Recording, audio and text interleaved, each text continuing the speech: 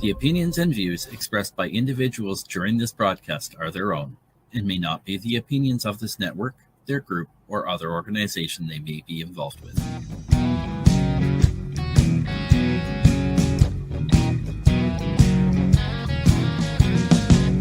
I'm looking at myself, reflections of my mind. It's just the kind of day to leave myself behind. So gently swaying through the fairyland of love. If you'll just come with me, you'll see the beauty of Tuesday evening news. Tuesday evening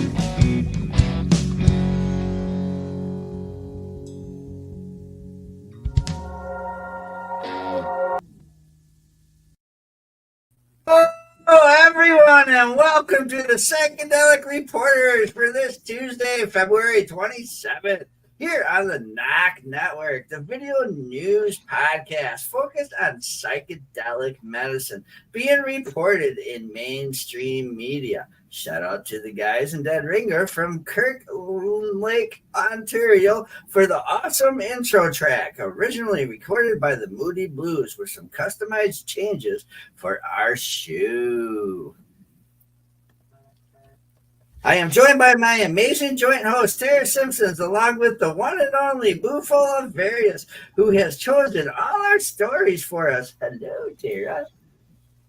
Well, hello, Hobbies, and hello, everyone. Great to be back. I hope you all had a great week.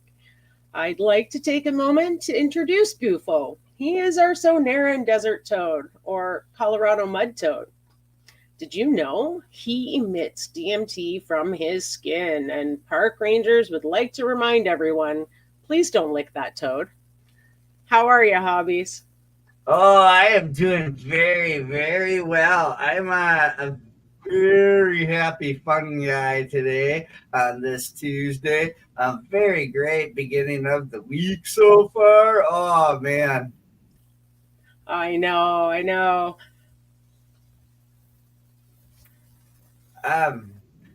Because of all the cool articles today, I think we're going to just get right into the reading. Oh, for sure. I was so stoked when I saw some of these articles. I can't wait to share them with everyone.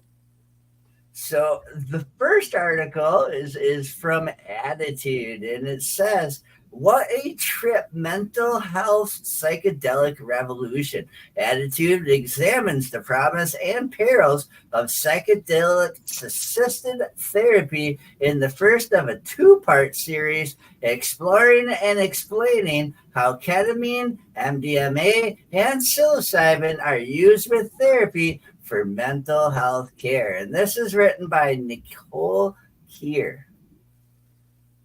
So, ecstasy, shrooms, Special K, these illicit drugs, once regulated to nightclubs and music festivals, have once again become revolutionary medicines with thrilling potential to help people suffering with mental health conditions, including depression, post-traumatic stress disorder, opioid and alcohol addiction, eating disorders, and more. The number of clinics offering infusions of ketamine, the only psychedelic that is legal nationwide, has exploded. Research on the drug known as ecstasy or MDMA has shown promise for treating severe post-traumatic stress disorder. That pharmaceutical companies are preparing to seek FDA approval. Experts say psilocybin, the psychoactive ingredient in magic mushrooms, has shown efficacy for treatment-resistant depression, may not be far behind. Under the medical supervision and paired with pre- and post drug therapy, these psychedelics have been life-changing in alleviating symptoms for patients. Bob, an attitude reader in Arizona, took part in clinical trials involving psilocybin for obsessive compulsive disorder. I have not had OCD since I finished the trial over a year ago, he said. Wow, that's crazy. Bob also has also been receiving ketamine treatment for depression, anxiety, ADHD, and complex post-traumatic stress disorder. He says the treatments have been more effective than cognitive behavioral therapy and prescription antidepressants, and without all the difficult side effects. While many patients like Bob report profound benefits from psychedelics, some psychiatrists and researchers fear that the pharmaceutical industry is moving too quickly towards legalization, while important questions about long-term efficacy and safety remain. Wow. Wow, psychedelic therapy, a blast from the past. Psychedelics have an ancient history of medicinal use by the Aztecs and other civilizations. In Western culture, the groundbreaking potential of psychedelics to heal disorders of mind took root around 1950 when the first English language paper citing their therapeutic benefits was published. By 1960s, Sandoz Pharmaceuticals had begun manufacturing psilocybin and LSD substances, later popularized in part by iconic Harvard psychologist Timothy Leary, PhD. For years, he and other therapists embraced these experimental drugs for the potential to aid patients. At the same time, LSD played a major role in the counterculture movement to 1960s. And when the then President Richard Nixon outlawed all psychedelics in 1970, the drugs became associated with criminality. And they effectively ended most research into psychedelics' therapeutic value for only 30 years. In 2000, a new era of research began when scientists from Johns Hopkins University secured regulatory approval to study the effect of psychedelics on behavior, brain function, learning and memory, mood. 2020, Johns Hopkins opened the psychedelic research. Since then, most of the country's elite universities have followed suit. Researchers at Yale, Stanford, Universities of California, Berkeley, and San Francisco, and New York University have conducted clinical trials investigating the therapeutic benefits of psychedelics on mental health disorders. Wow, that's pretty awesome, eh? It's going on kind of everywhere right now as we're seeing monumental results for patients diagnosed with depression and in acute distress. Waiting 6 weeks for commonly prescribed antidepressants to begin working may not be feasible, said Gregory Barber, MD, a psychiatrist in Bethesda, Maryland, and an author of Ethical and Practical Implications of Psychedelics in Psychiatry, a scientific review that was published recently in the American Psychiatric Association's Psychiatric Services Journal. Wow, that's a mouthful. Ketamine sometimes has been shown to improve mood, sometimes after only 1 or 2 infusions. With psychedelics, there is some evidence to suggest that even a single dose have medium to long-term effects. Barber said the ability to simplify treatment in this way would be a real paradigm shift. Carolyn, an attitude reader, knows this firsthand. Diagnosed with bipolar disorder and ADHD, she's been taking antidepressants for 16 years. My psychiatrist recommended ketamine infusions in 2021 when I was acutely suicidal. It was the best drug that I have ever used for depression. By the 4th infusion, I felt relief, she says.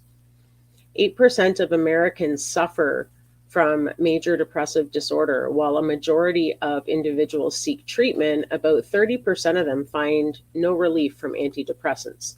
This means millions of Americans struggle with troubling symptoms like sadness, hopelessness, and suicidality.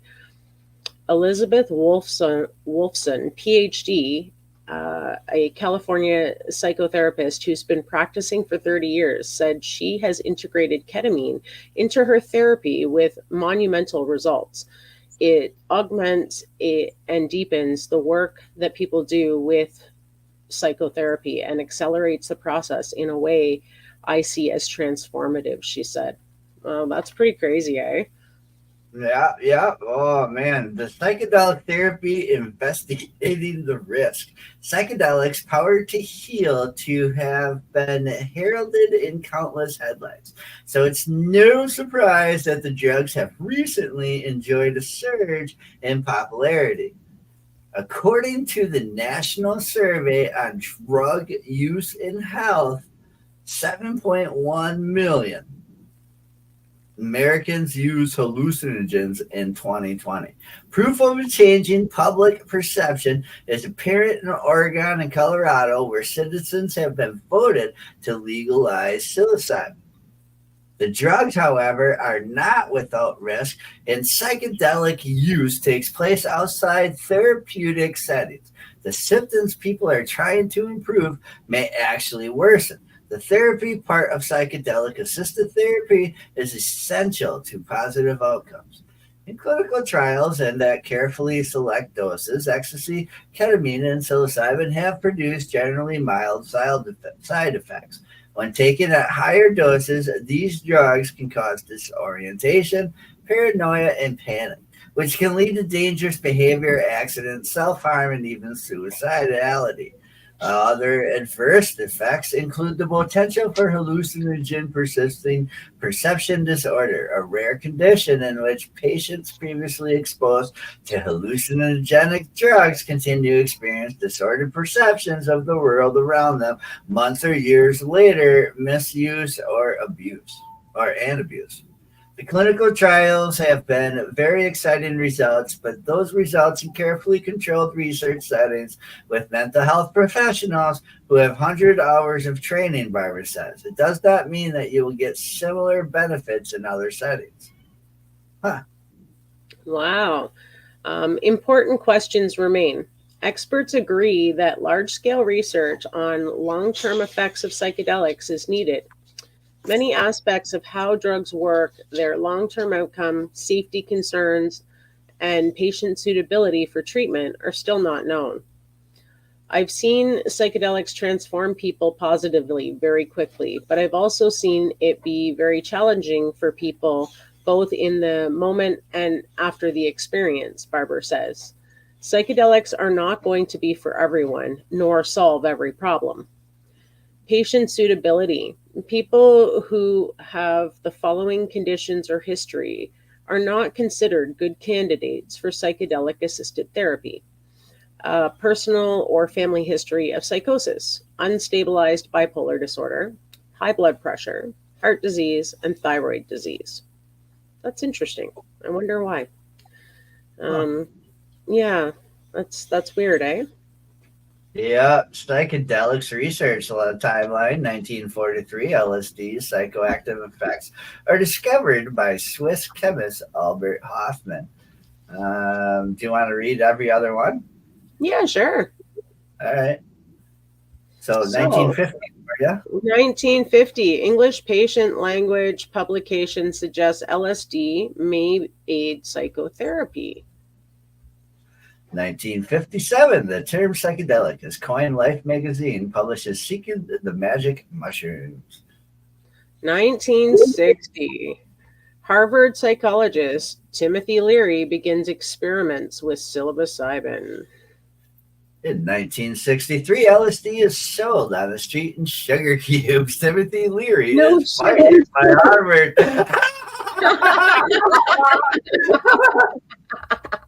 That's amazing. I didn't realize that was a thing in the 1960s, but wow, that's cool. In 1965, Sandoz stopped manufacturing LSD and psilocybin. Also interesting because Sandoz is a pharmaceutical company. Ooh. Mhm. 1997, Swiss scientists published new research on the effects of psilocybin on humans. 2000, Johns Hopkins researcher secures regulatory approval to resume psychedelic research.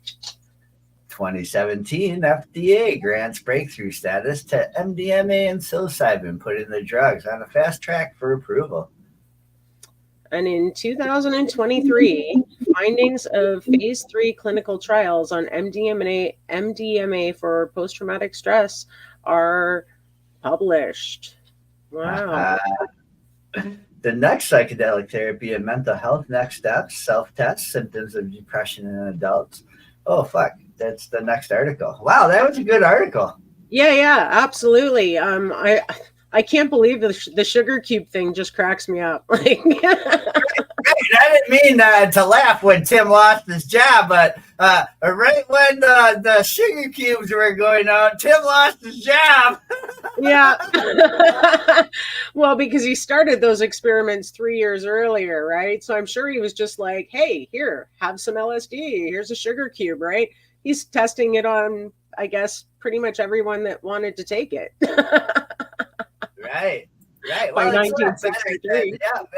than other options. At that time, I think the U.S. government was forcing soldiers to take it as guinea pigs, right? Yeah. Oh, yeah. It was huge back in the 60s. Things were happening, man. And then they shut it down. Oop, that's the wrong one. Oh, wait, no, that's the right one. No, that's the right one. Okay. All right. So, we have here, and this is a cool read. This is from Leafly, and Leafly is this is the UK one. Psilocybe natanensis, a South African psychedelic mushroom making waves. If you've taken magic mushrooms, it's most likely you consumed one of the commonly cultivated psilocybe pubinosus strains, such as golden teachers. Now a new kid is on the block called psilocybe natanensis, is making waves among mushroom enthusiasts, and for good reasons. And this comes from Sam Gandy, February 20th. If you've taken magic mushrooms, it's likely you've consumed the UK's native wild-growing liberty caps, aka Psilocybin. I can't pronounce that. I'm butchering it. Anyways, you can see it on the screen there. Or one of the more commonly cultivated Psilocybin cubanus, strains such as golden teachers. Amongst mushroom growers and psilocybinoid circles, another species of psychedelic mushroom is having a moment in the spotlight. Psilocybin natalensis, sometimes known as NSS or natal super strength. Oh, interesting. It's making waves amongst those in the known and for good reason. Discovered in KwaZulu Natal province of South Africa in 1995, and inhabiting dry grasslands in this region, genetic sequencing has revealed that it's closely related sister species to Psilocybe cubanus, which is closely resembles in appearance, but it is the tenacity and effects of this specimen that has the mushroom aficionados excited. Wow. So a boon for beginner mushrooms. So before I start reading that, psilocybe cubanus is like your golden teachers, your albinos, your Amazonians, your Ecuadorians. All those are the cube. That's the in The the gene. cubenus, yeah. Yeah.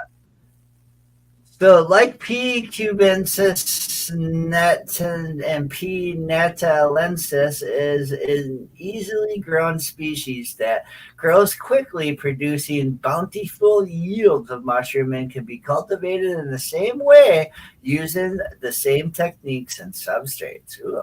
One major bonus of growing PNSS, well, let's just call it the NSS, is that it to have particularly aggressive and contamination resistant mycelium. Ooh, and Ooh. more so than the cubensis. While P. cubensis is a tenacious and forgiving species, molds can rapidly spell doom to a fruiting flush of the fungus. Yep, lots of contamination to look for. A more resilient and contamination resistant species such as the NSS could be a boon for beginner cultivators, among whom contamination is the number one cause of cultivation failures. It also appears to be tolerant at low temperatures, colonizing substrate and fruiting at 62. While a great choice for beginner growers, it should be not overlooked by the experienced growers either. Ooh. Neat. Yeah, cultivation tips.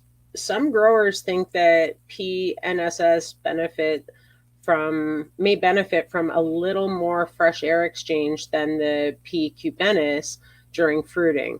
While a casting layer is optional for fruiting, much like P. cubennis, some growers have reported higher yields when applying casting layers when fruiting PNSS. This species is known to produce thick mycelium overlay, which some cultivators have reported that if the grain spawn to substrate ratios are changed from the more typical 1:3 ratio used with the P. cubennis to about 1:6, this can help reduce this overlay, which can support fruiting. Wow, that's neat. Oh, wow, that's beautiful. I know. Beautiful, beautiful crop there. A glittering psychedelic jewel. In general consensus among growers who have sampled both the species is that NSS leads to tend to be more potent than the cubensis, normally testing the range of 0.7, 1.3 alkaloids, although both species are known to vary in potency. Potency aside, many testimonials from people who have sampled NSS attribute distinct qualities to this mushroom, often comparing it to the favorably to P. cubensis. While the effects of psilocybe mushrooms depend on factors such as the dosages and settings, the jury is still on the possible modulating influence of the secondary compounds in these mushrooms. Ooh. Wow.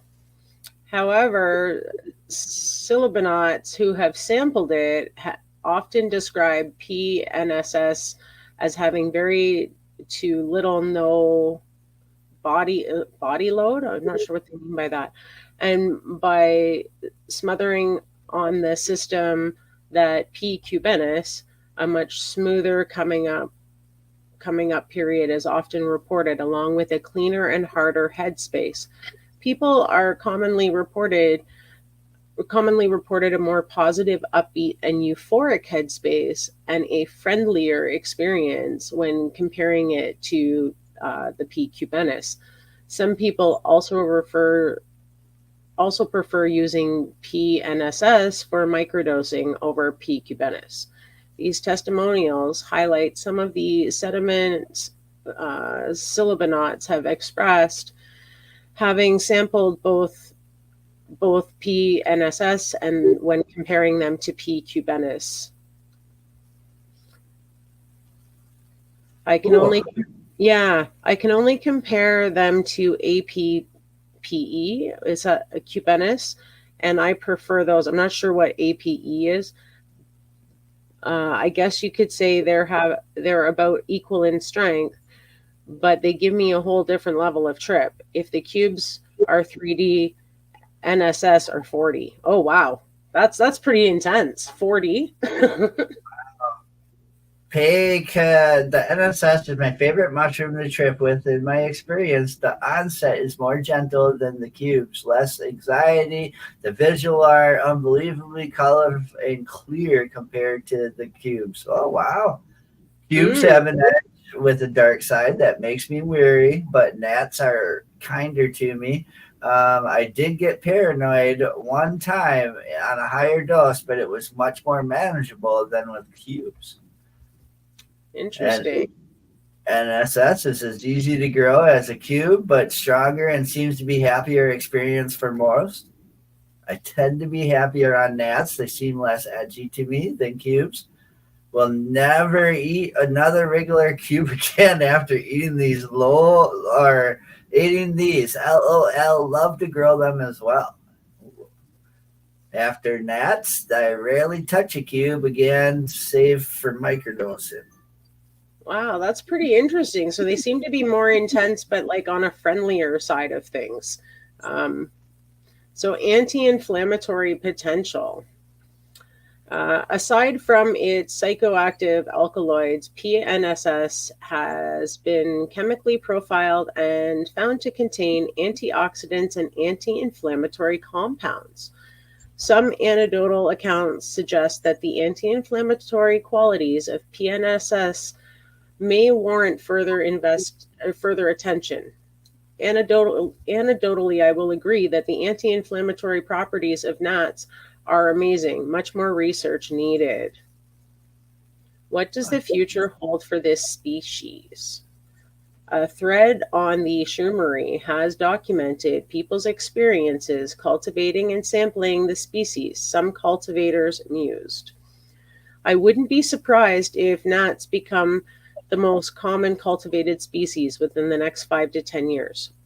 A lot of cloning isolates needed to dial in specific phenos, but yeah, IMHO, it's far superior. I'm not sure what that means. Given its forgiving and vigorous nature and cherished qualities, PNSS is ripe for further cloning isolation work to dial in specific phenotypes, much like P. cubenus. Before it, the species will likely take a myriad of different cultivators in the coming years, with some already starting to emerge, such as low spore, black caps, green caps, and squats.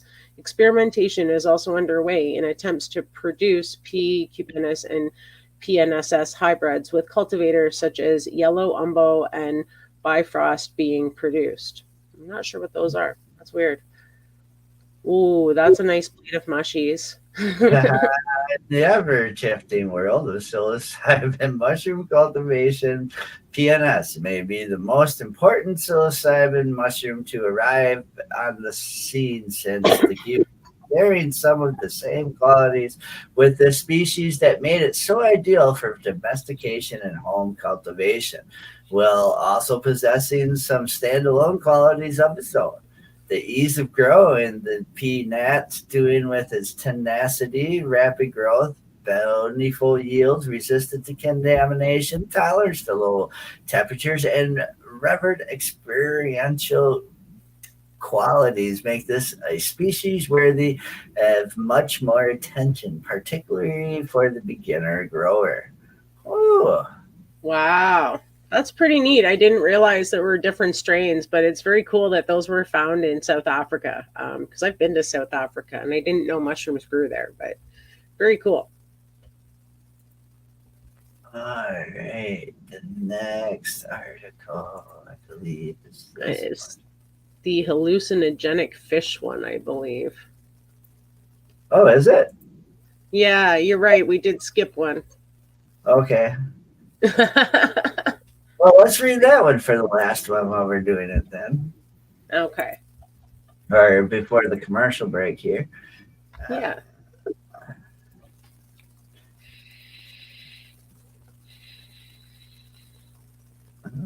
Righty, so here we are for another Leafly article, and this trip. Lurking in the waters of Mediterranean Sea lives a small species of a sea bream that, when consumed, can produce hallucinations that last for 36 hours. And this was written by Sophie Mikhailova. Wow. So if you're into obscure psychedelics and unusual sources of hallucinogenics, you may have heard about 5-bromo DMT, a very mild form of DMT naturally found in a handful of sea sponges.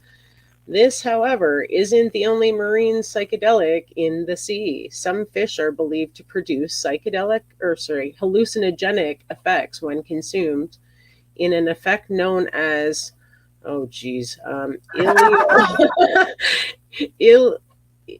ichilo something toxism of hallucinogenic fish inebriation. I hope I said that right. The most well-known and well-documented of these fish is in the Sarpa selpa, also known as the Selma porgy or the dreamfish. Interesting. What is it? The Sarpa sulpa is a small species of sea bream most commonly found in the East Atlantic Ocean and in parts of the Mediterranean. It's a fairly common fish, easily recognized by its golden yellow stripes. The active agent that actually causes the hallucinations from eating these trippy fish isn't really known. Some scientists think that the blame lies in the toxins found in algae that the fish eat or are spending time around. And many others think that the fish is another living being that naturally creates and contains DMT. Another study has linked the psychedelic properties of psilocybe to the phytoplankton that grow in the Sardinia Ocean seagrass it eats. For now, we just really don't have really any idea. Some people believe that what the head of the fish is the most hallucinogenic part, but other studies report that the organs are very toxic. That said, the Sarpa is not the only hallucinogenic fish out there. The list is longer than you'd think and includes Kyphophilus cernaracinus, a type of sea chub, and Molotchides flavonoides, goatfish. Both of these can be found in the waters around Hawaii, though not too much is known about their effects or those that the other fish on this list. If you want to see that list, go to Leafly and click on the link. Interesting, the Sarpia is the only sea bream on there. Huh. Wow, crazy, eh? How it's consumed. The Sarpa selpa is often found served in France's Côte d'Azur and Mediterranean restaurants. Not everyone ends up tripping on it, but some people do. The news of its psychedelic powers became more widely publicized after 2006 when two men ate it at a restaurant and 2 hours later started experiencing terrifying hallucinations that lasted 36 hours. Yeah, no shit. I'd be like, what is going on here? Our ancestors seem to already know about the fish and what it was capable of. Its name, Sarpa selpa, means fish that makes dreams in Arabic. And it was also apparently occasionally eaten for recreation back in the Roman Empire. Similarly, the people of some islands in Polynesia apparently have used the fish for ceremony and traditional purposes. Crazy. How does it feel? The hallucinations caused by consuming the Sarpa sulfa are said to be most similar to that of LSD. Visions can start around 2 hours after ingestion and can last up to 3 days. However, not everyone reacts the same to it, and some people don't get a psychedelic reaction at all. A trip report from a Canadian who purchased the fish from a market in Portugal says that he felt nothing but some drowsiness. In another tale, a National Geographic reporter ate the fish broiled back in 1960 and experienced intense hallucinations with a science fiction theme that include futuristic vehicles, images of space exploration, and a monument marking humanity's first trips into space. Woo! But it doesn't sound like how fun and games of science fiction fantasy. The majority of the trip reports that exist have described the hallucinations as horrendous and frightening. In 1982, a family in Marcellus ate the fish without removing the organs and found themselves haunted by visions of aggressive animals for around 10 hours. The animal related theme is reported again in a case from 1994 where a 40-year-old tourist in the French Riviera munched on the fish in a restaurant and only started experiencing blurry vision and nausea the next day. He decided to go for a drive, clear his head, but apparently experienced his vehicle being attacked by a giant of anthropods, after which he checked himself into a hospital and felt better after 36 hours with no memory of anything after that. Likewise, in 2002, a 90-year-old man caught and ate some fish at home in St. Tropez. Expecting a nice, calm dinner, he instead found himself being harassed by screeching winged animals. Not the best way to spend a weekend. I don't know. I can argue. I mean, if that's the goal you were going for, I'm sure it would have been fun. But I mean, if you're not expecting it and something weird starts happening, like I'd be freaking right out. Is it legal? It is legal. And if you're really curious, there's a few restaurants in the Mediterranean that serve it. TLDR. There are a few fish in the sea that, when consumed, cause hallucinations and visions. The most well-known of which is the Sarpa selpa, or the dreamfish. It is often served at restaurants in the Mediterranean and parts of France. And while it's not everyone will get trippy effects from their experience or from their dinner, some people seem to react differently, and experience nearly 3 days of intense and often terrifying hallucinations, as well as dizziness and nausea. It was previously eaten as a recreational drug during the Roman Empire. Nobody really knows what makes it hallucinogenic. Some scientists think it's the algae or phytoplankton that the sarpas eat are to blame, while others think it's just another source of DMT. In any case, the trip may not be worth it. Most people describe an unpleasant and frankly horrifying experience, feeling attacked by a variety of animals and more.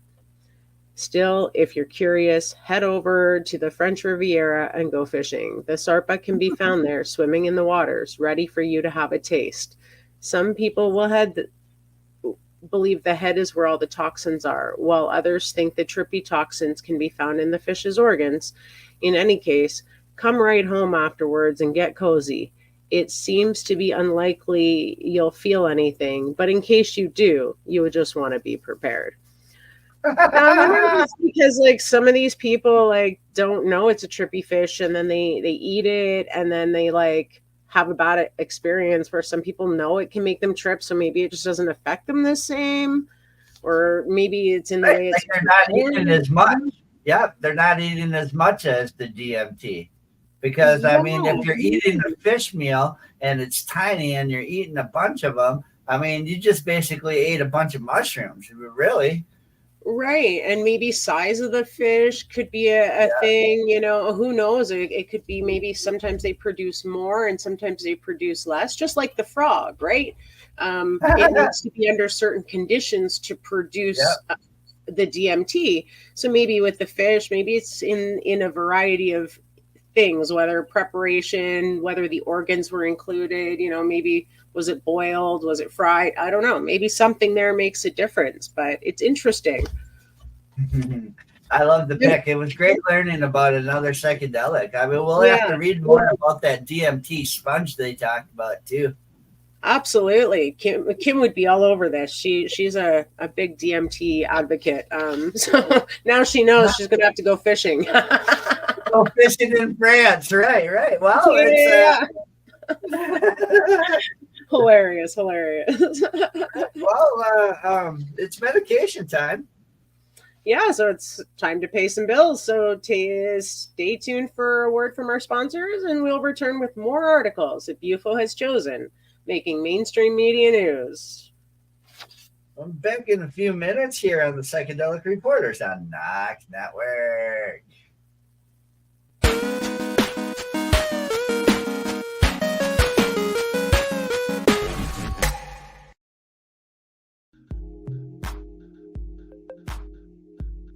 Put it away for 30 minutes a day on IWK. The IWK 710 Daily Sesh is a virtual gathering where consumers meet up for a toke and some laughs at 7 p.m. Eastern nightly. Originally aired on Info with Kim social media pages, the IWK 710 Daily Sesh is now also podcasted on NOK Network. Rotating joint hosts bring you a variety of content during this 30-minute virtual smoke sesh. Take a break from the stresses of life and put it all away for 30 minutes a day on IWK. Podcasted nightly at 7 p.m. Eastern Standard Time on NOK Network.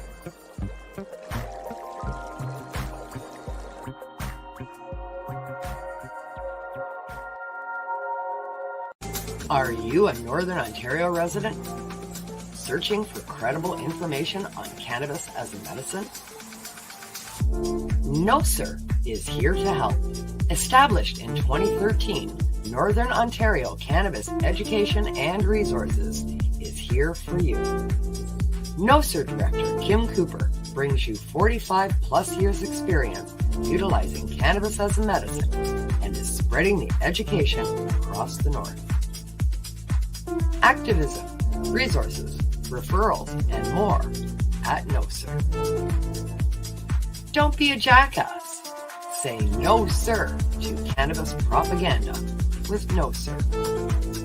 Find us at www.nocer.ca.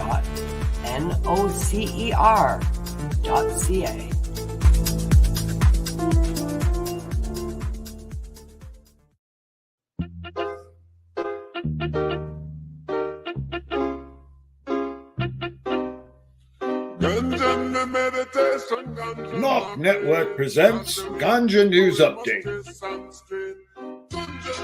Join joint host Christine Tarra and Michelle Parada as they bring you their global cannabis news update. Catch the Ganja News Reporters weekly on Mondays at 8 p.m. Eastern Time as they cover cannabis news from around the globe in the 60-minute video news podcast. Stay up to date with Ganja News Update, Mondays at 8 p.m. Eastern on NOK Network. Follow and subscribe to NOK Network on our webpage, social media, and streaming sites, including Facebook, YouTube, and Rumble.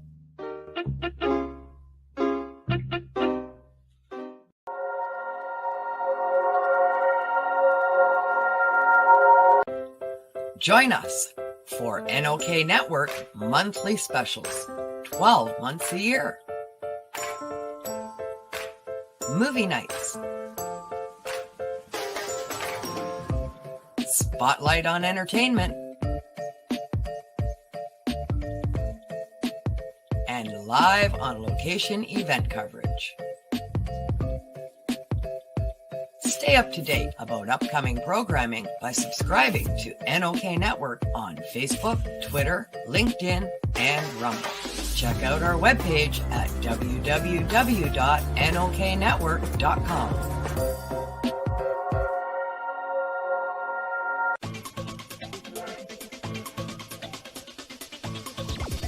Advertising space available at NOK. Contact us for a rate sheet at noknetwork.com.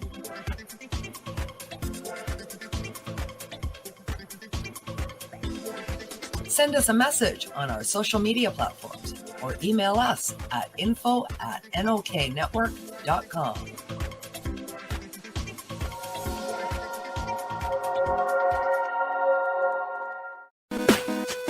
Welcome back to the show in our regular program.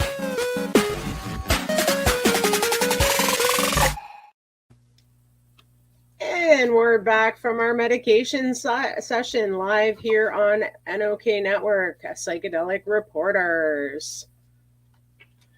And we have another set of stories coming at you from the realm of psychedelic medicine. So let's get at it. Our next story is psychedelic treatments.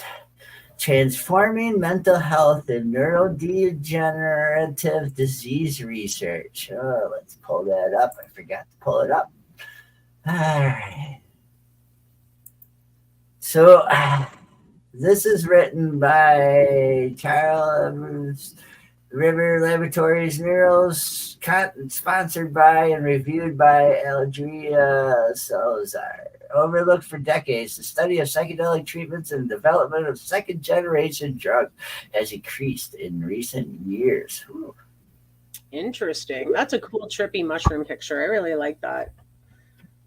In 1963, Bill Richards of Johns Hopkins began his research on the use of psychedelic substances to treat depression, addiction, and psychological distress associated with terminal cancer, finding that these treatments could be viable options for supporting or suppressing the symptoms of certain mental illness.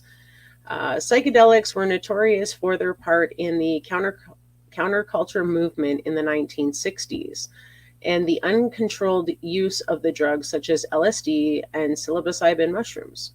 By the 1970s, the government had passed legislation that restricted research into psychedelic treatments. Researchers, however, circled back to the study of psychedelics for mental illness several years ago, in part because the mental health treatments available were often ineffective, especially for particular populations. Soon after, the pharmaceutical industry began investigating into the development of products derived from psychedelics. The explosion of these psychedelic medicines may be one of the most transformative developments in psychiatry. Researchers provides increasingly more evidence that these molecules can produce immediate and enduring beneficial effects for a wide variety of mental health issues, and even in treating neurodegenerative diseases. Efforts across disciplines have begun to bring these new drugs to market, and the U.S. psychedelic market is expected to grow by a 16.3% by 2026. Wow! So all of you in stocks, get on that. Improvements in mental illness treatments.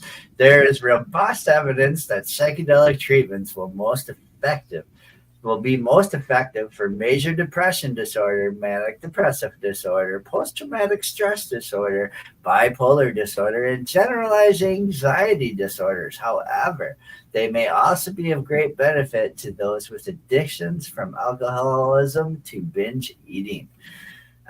That picture is a model LSD. Images credited by Charles River Laboratories. Researchers are also endeavoring to better understand the function of such drugs, as the mechanism of actions are not yet fully comprehended. Understanding the main targets of such drugs and binding affinities in the brain will all help scientists understand how they could be applied to disease such as Parkinson's, Alzheimer's, which often include symptoms of depression.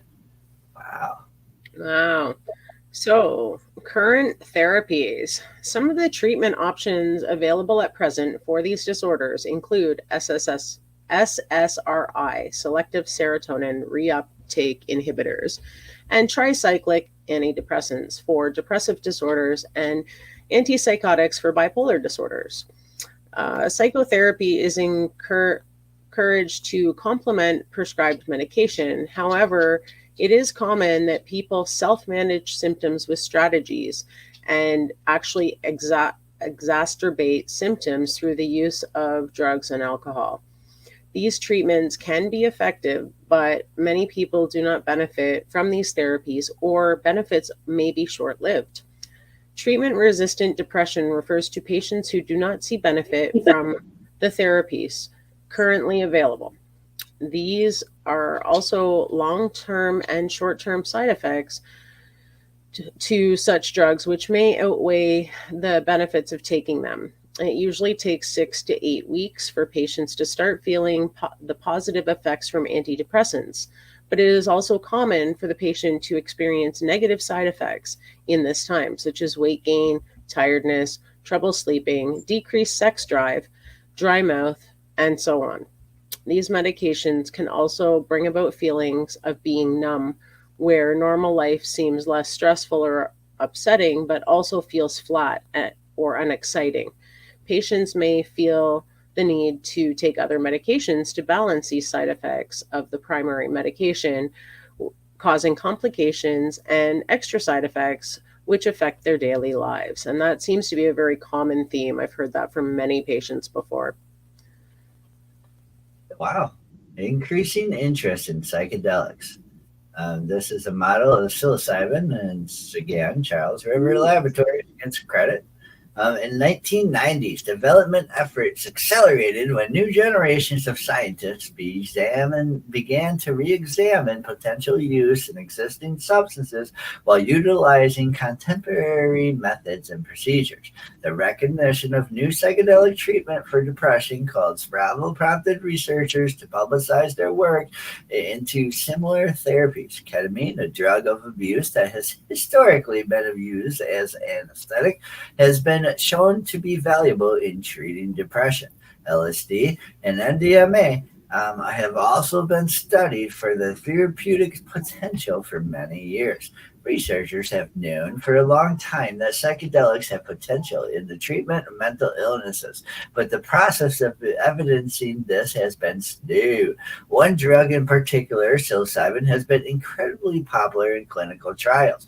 It is almost no long-term side effects that can provide both immediate relief from symptoms of depression and long-term relief after one dose of psychotherapeutic session. Psilocybin has an excellent safety profile, much better than any of the drugs currently available on the market. Currently, researchers are developing ways to improve the hallucinogenic efforts of such drugs while preserving their therapeutic effects. In the last half century, as more investors begin to take the option of psychedelic treatments more seriously, such drugs have moved from being associated with counterculture to being incredibly popular within the mainstream medicine. Similarly, MDMA was used in clinical settings in the U.S., but it became a Schedule I drug of abuse in 1970 and thus can no longer be prescribed for mental health disorders. MDMA may be the next to the market and is currently being used in many clinical trials and supported with the National U.S. Institutes of Health. MDMA was designated by the Breakthrough Therapy Investigational New Drug Application for PTSD. The FDA agreed to a special protocol which expedited phase 3 clinical trials. So are psychedelics still taboo? The word psychedelic is still largely associated with the counterculture movement of the 1960s, and many psychedelics are still designated Schedule I drugs by the Drug Enforcement Agency. In the U.S., political stigmatization more than risk has led to research being impeded by regulatory controls. However, mental health is a global issue, and several other countries are much more further ahead in using psychedelic-assisted therapy. There is now a wealth of data from human trials that indicate the therapeutic potential of psychedelics, and it's becoming harder to ignore the benefits of these drugs. About Charles River Laboratories. At Charles River,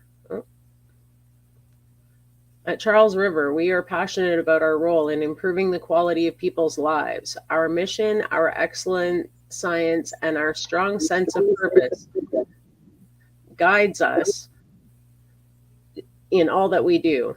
And we approach each day with the knowledge that our work helps improve the health and well-being of many across the globe. Charles River provides essential products and services to help pharmaceutical and biotechnology companies, government agencies, and leading global academic institutions around the globe accelerate their research and drug development efforts. As a fully integrated partner, Charles River can support your research at any point along the drug discovery continuum. Interesting. Wow. I really like that article. That's it kind of like describes where we're at as a whole. Absolutely. I mean, they're definitely looking at these things, right? As far as, can this help from a pain perspective? Can this help from, a neurodegenerative standpoint? Can we help alleviate symptoms of some of the things that people go through? I love that all this research is being done. I just want to see it come more and become more mainstream, less stigma and more helping, right? Yeah. And this next article comes right from CNN. My computer froze for a second, so takes me. Okay, so these athletes suffered life-changing injuries and then turned to psychedelics, and this is written by Amy Woodyett for CNN. Wow. Daniel Carcilio wanted two things in life: to play hockey and to be a father. The Canadian started ice skating aged 3 and got his start in professional ice hockey as soon as he graduated high school. But by 20, he had broken into the NHL, and over the next decade would play for the Philadelphia Flyers, New York Rangers, and Los Angeles Kings. By 30, he was a 2-time Stanley Cup winner with the Chicago Blackhawks, and in 2015 had retired from the sport, poised to enjoy retirement with his wife and children, he says. By age 31, he was suicidal. After 7 diagnosed concussions, Carcelio tells CNN that he suffered from dementia-like symptoms along with depression, anxiety, and headaches, so much so that even a day out with his kids felt torturous. If they wanted to go outside on a very sunny day and I can't find my dark glasses to block the sun out, I would try to go outside and tough it. That would trigger a headache, and that would trigger head pressure, Carcelio tells CNN Sport. Your impulse control is off, he explained. It would be miserable. Eventually, I would just go inside.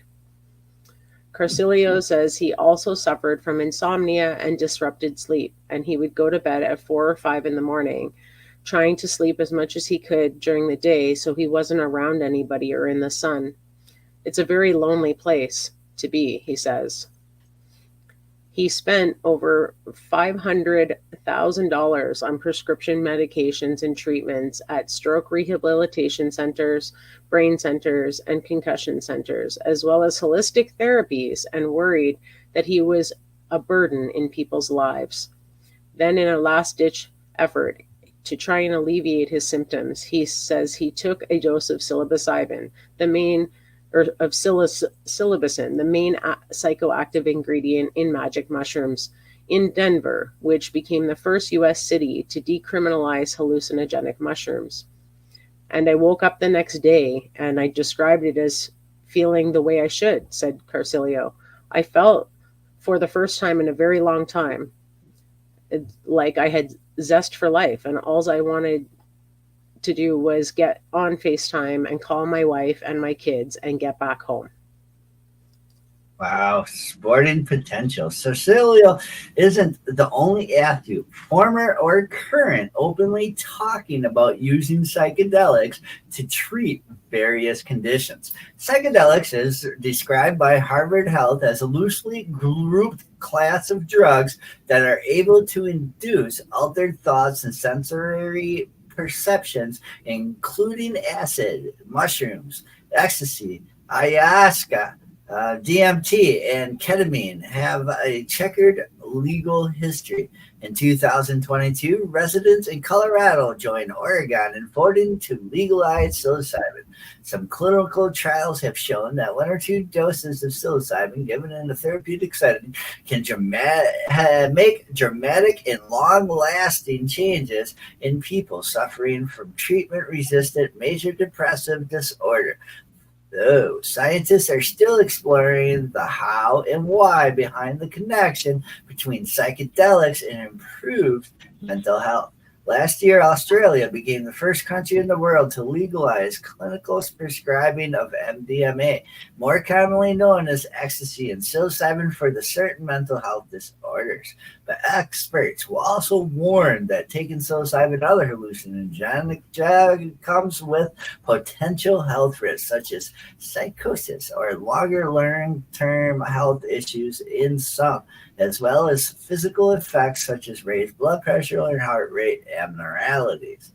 NFL quarterback Aaron Rodgers has continued to advocate for the legalization of some psychedelics, claiming last year that ayahuasca, a drink from the Amazonian plants that contain a psychoactive ingredient, helped him improve his performance on the football field. Wow. It's not ironic that the things that actually expand your mind are illegal, and the things that keep you in the lower chakras and energy points in your body and dumb you down have been legal for centuries, Rogers said last year at a psychedelic conference in Denver. Former pro boxer Mike Tyson has said that magic mushrooms changed his life. And UFC president Dana White said in 2001, said the organization was diving into research on psychedelic drugs as a therapy for fighters' brain health. Elite ex-athletes experience mental health disorder symptoms and psychological distress at similar, if not higher rates to the general population. Researchers pointed out in a study published in the Journal of Applied Sports Psychology. Courtney Walton, an academic fellow in psychology at Melbourne School of Psychological Sciences, told CNN that many athletes fear seeking mental health support, believing they may be perceived as somewhat less competent or resilient than their peers and competitors, which can be made worse by upcoming team or coach selection pressures. He added that athletes might overlook or normalize symptoms of mental health as it's rationalized within a highly pressurized environment. Walton explained it's like that psychedelic-assisted psychotherapy has particular appeal to athletes given the more time-constrained nature of the treatment. He added that psychedelics do not typically appear to have significant physical side effects, which could appeal to athletes who have experienced or heard of negative experiences with psychiatric medicine affecting performances. UFC Senior Vice President of Athlete Health and Performance, Jeff Nowitzki, said that in May 2021 that White gave him a directive to explore psychedelic research to see if it helps with addiction and mental health problems as well as traumatic brain injury.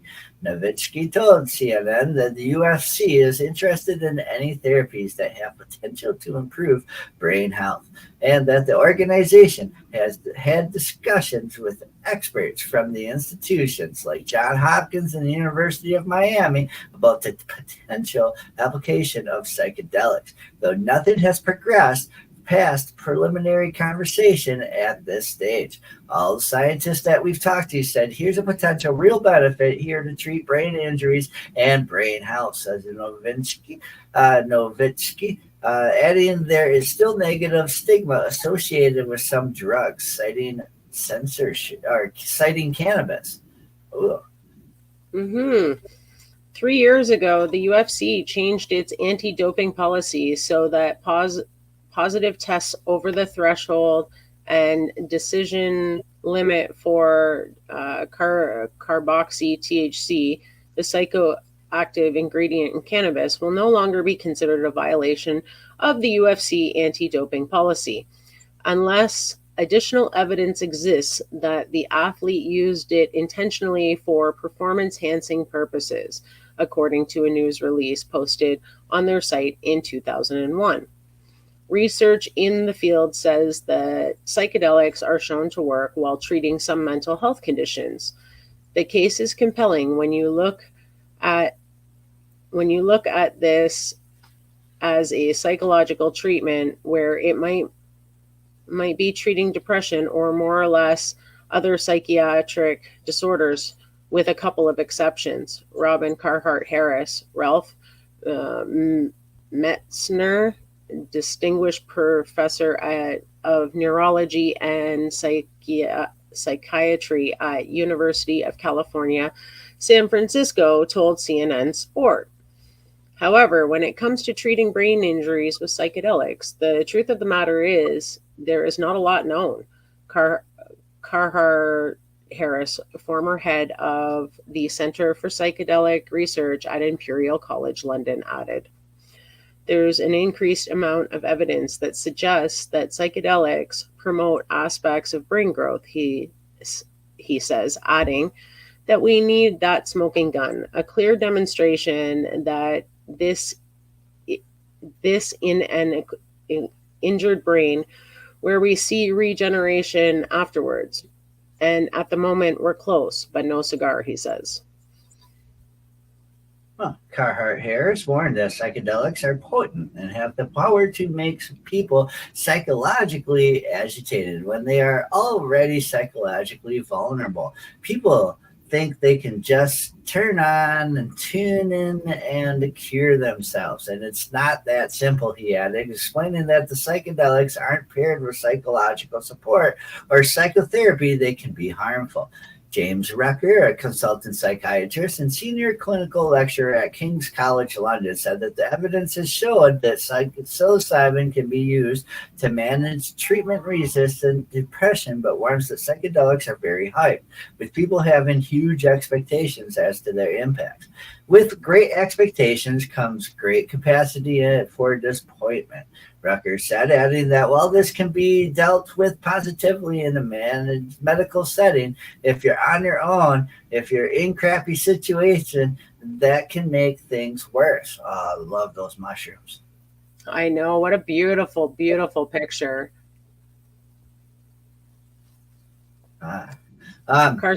Carcilio's story. How are you on time? I'm good. Okay. For a little bit longer.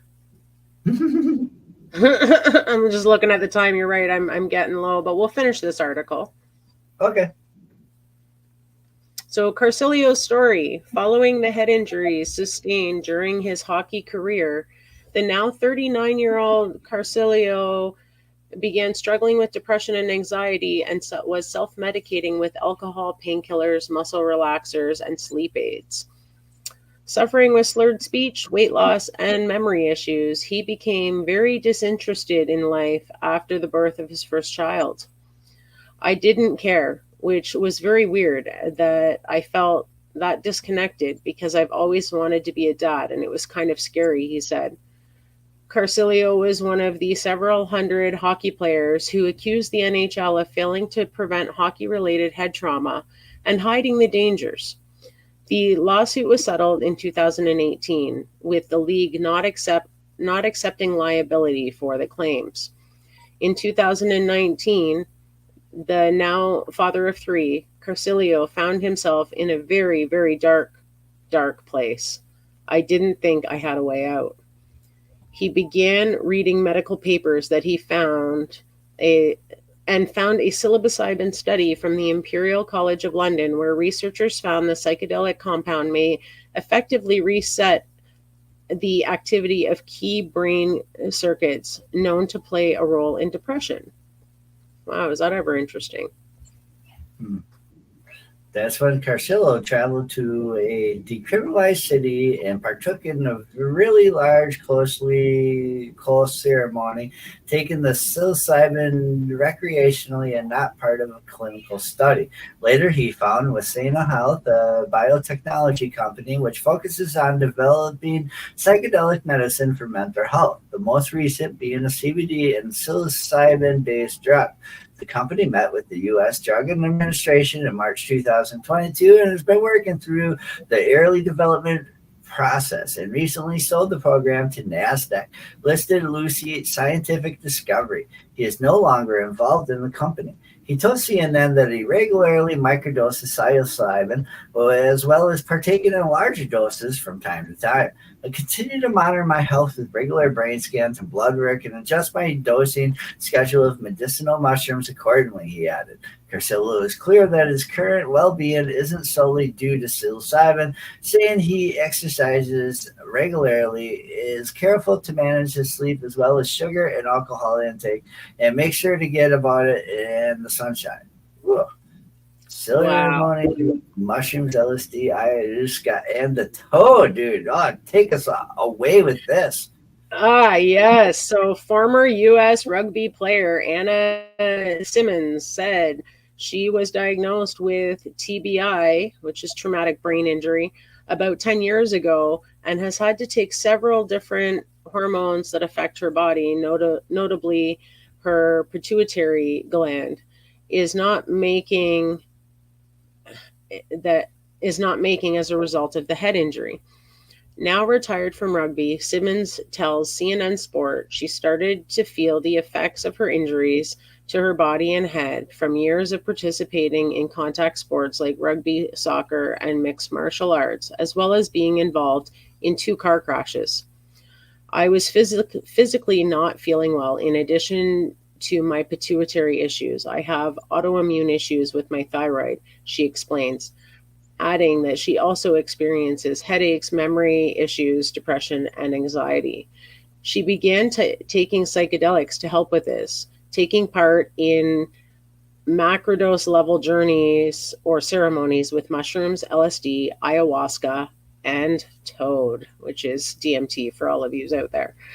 Another, also known as the Colorado river toad or the Sonoran desert toad, the amphibian releases venom called 5-MeO-DMT, which is known to have hallucinogenic effects, according to the Addiction Center website, which also warns of its dangers. Simmons used a synthetic form of the compound, which does not harm the toads. Since her treatment as an athlete, Simmons explained that she uses psychedelic drugs for clarity, though not under the direction of a doctor. She adds that using cannabis for pain relief and using psilocybin does not necessarily elicit dramatic changes compared with other plant-based psychedelics. In this groove, the spiral you can't seem to get yourself out of, it's almost reinforces itself. The experience of plant medicines is, for me, like psychedelics,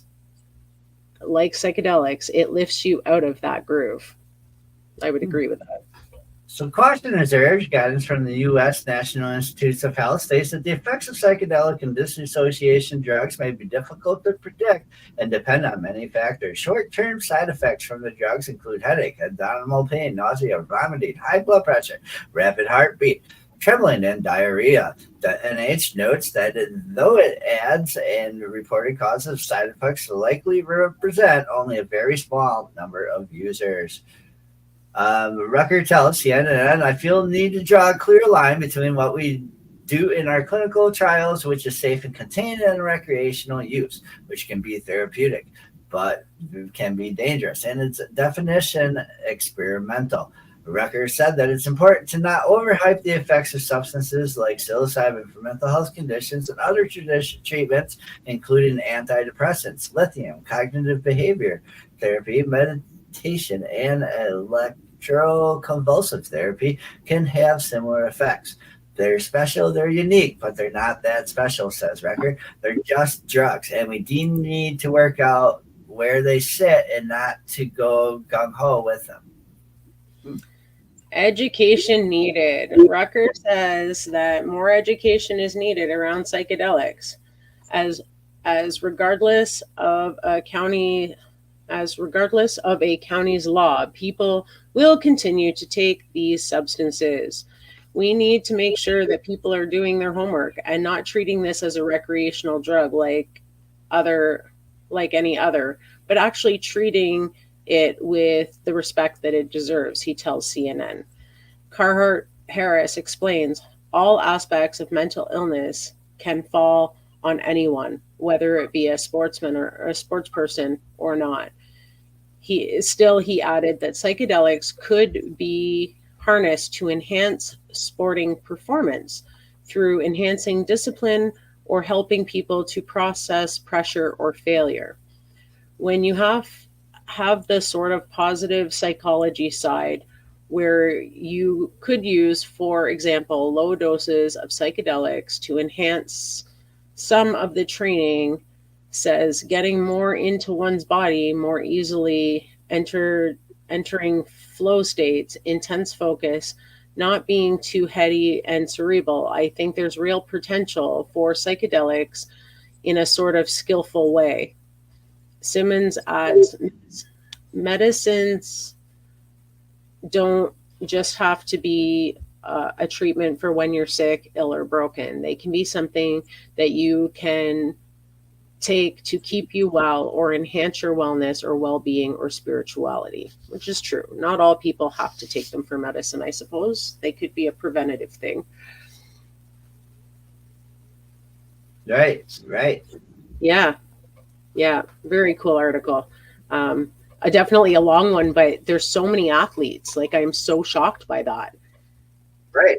And I like that article. And it was covered by CNN. And I think that was the main point that I thought Boofers was getting out, that now, like, we're getting these mainstream medias are into this. They're getting the stories, and it's great. And they're pulling information off of stories that have been journalists that have been researching and doing this for years now, so it's kind of like their works are being looked at now because now it's popular. Right. And let's face it, CNN has a wide coverage, so much wider than, say, our network, right? So the fact that they're covering it in mainstream news on such a big platform, and so openly about these athletes, because it is a big problem. I mean, we've been hearing about it for years. These guys take head hits that I don't even know how their bells don't ring for months, but apparently they are. And this is therapy that's helping them where all other things have not. So I think that's really important because, they get paid the big bucks, but at the end of the day, that money means nothing if all you do is lay in bed and want to off yourself because you're, brain injured and in pain and depressed, and right. Money doesn't buy happiness. Not at all. And it's our personal well-being when it comes down to it. All the money in the world you can't put a price on it. No, absolutely not. You only have one brain and one body and one life. So, So thank you for joining us here on Psychedelic Reporters on NOK Network, and for tuning into our video podcast on NOK Network's Rumble and YouTube pages, as well as our social media sites. We hope that you have enjoyed our update of mainstream media coverage of psychedelic medicine advancements from around the globe. Many thanks to our sponsors and to my joint hosts, Tarra Simpson and Boothful of Various, for choosing the stories, and to you, our listeners, for joining each week on Psychedelic Tuesday. Let's hear from Dead Ringer again from Kirkland Lake on our way out. Good night. Good night. Have a great week.